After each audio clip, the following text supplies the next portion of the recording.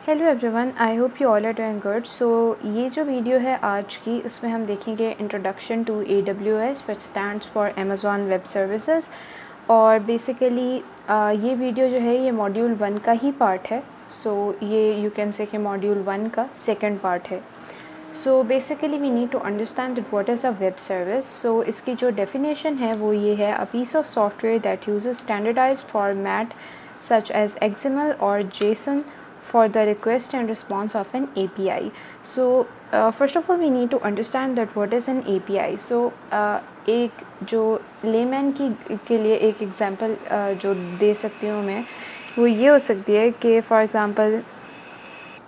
Example आप एक restaurant के अंदर गए हैं और वहाँ पे आप जो हैं वो कस्टमर हैं और एक वेटर आपके पास आता है जिससे आप बताते हैं कि आपको क्या खाना है। वो वेटर फिर किचन में जाके जो शेफ़ है उससे बताता है कि आपको क्या खाना है, तो शेफ़ बना के वो चीज़ वेटर को देता है और वेटर वो चीज़ आपको रिटर्न कर देता है।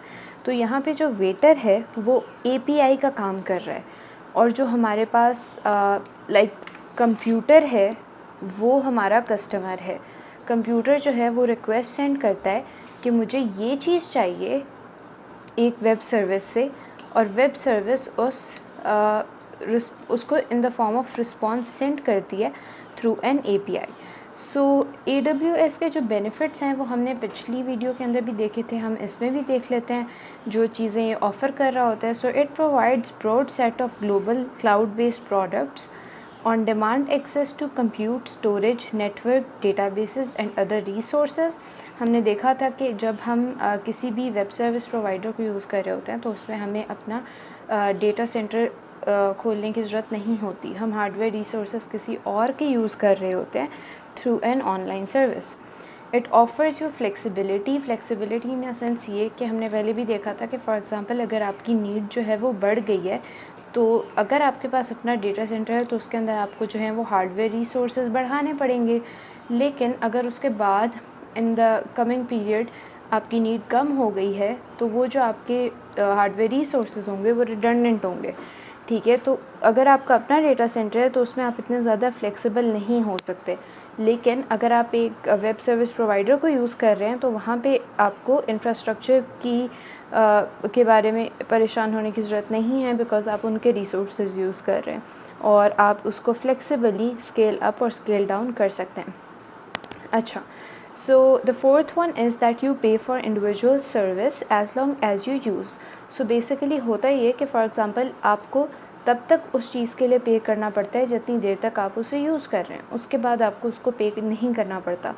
और इसके बरक्स अगर हम देखें कि अगर आपके फ़िज़िकल डेटा सेंटर आपका अपना हो तो उसमें अगर आप अपने हार्डवेयर रिसोर्स को यूज़ नहीं कर रहे, स्टिल यू हैव टू पे for its maintenance etcetera. So web service जो है वो आपको ये बेनिफिट जो है वो प्रोवाइड करती है। ओके गाइस, सो अब इसमें हमारे पास डिफरेंट कैटेगरी ऑफ सर्विसेज हैं जो अमेज़ॉन वेब सर्विस हमें प्रोवाइड कर सकता है करता है। इसमें और भी हैं सर्विसेज, लेकिन जो मेन सर्विसेज हैं वो मैंने यहाँ पे लिखी हैं। ऑफ कोर्स और भी सर्विसेज हैं such as database services, storage services, compute, AR and VR and IoT internet of things. So basically जो सर्विसेज हैं वो आप चूज़ कर सकते हैं अकॉर्डिंग टू योर नीड। ठीक है, इसमें डिफरेंट काइंड ऑफ सर्विसेज हैं जिनको मैंने नीचे एलेबोरेट करके लिखा हुआ है। जैसे पहली सर्विस है अमेज़ॉन EC2, और basically it provides scalable computing capacity. You will have control over compute resources. You can configure security and networking by your own self. And the next service is, so the next one is AWS Lambda. So it is used for just running the code कि आप जो है वो इसमें infrastructure और hardware resources के बारे में आप परेशान नहीं हो रहे हैं, आप सिर्फ अपना कोड रन कर रहे हैं और स्मॉल एप्लीकेशंस को डिप्लॉय कर रहे हैं। और AWS इलास्टिक बीनस्टॉक बेसिकली इसमें ये होता है कि जो फुली फंक्शनल एप्लीकेशंस होती हैं उनको मैनेज और डिप्लॉय करने के लिए आप AWS इलास्टिक बीनस्टॉक की सर्विस को यूज़ करते हैं। और it deals with the details of capacity provisioning, load balancing, scaling and app health monitoring. So basically होता ये कि फॉर एग्ज़ाम्पल आपकी ये जो सर्विस है ये आपकी ऐप की नीड्स के अकॉर्डिंग चीज़ों को मैनेज कर लेती है। फॉर एग्ज़ाम्पल अगर आपके ऐप को ज़्यादा रिसोर्सेज चाहिए तो it will manage itself. Amazon Lightsail is basically used for launching web application in a straightforward way. It is ideal for small businesses, students and other users who need to host their apps on clouds. So इसके अंदर it's like कि जब आप initially use कर रहे हैं service को तो it's very easy to handle and easy to use as well. कि आपका एक स्मॉल बिज़नेस है जिसकी आपने वेबसाइट को होस्ट करना है, आप एक स्टूडेंट हैं जो एक आपने एक स्टार्टअप किया है, तो उसके लिए इनिशियली आप इस सर्विस को यूज़ कर सकते हैं।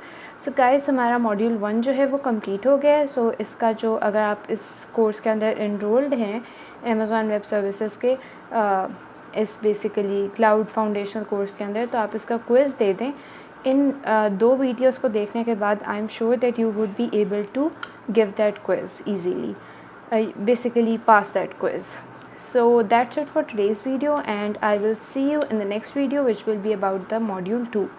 Thank you guys for watching.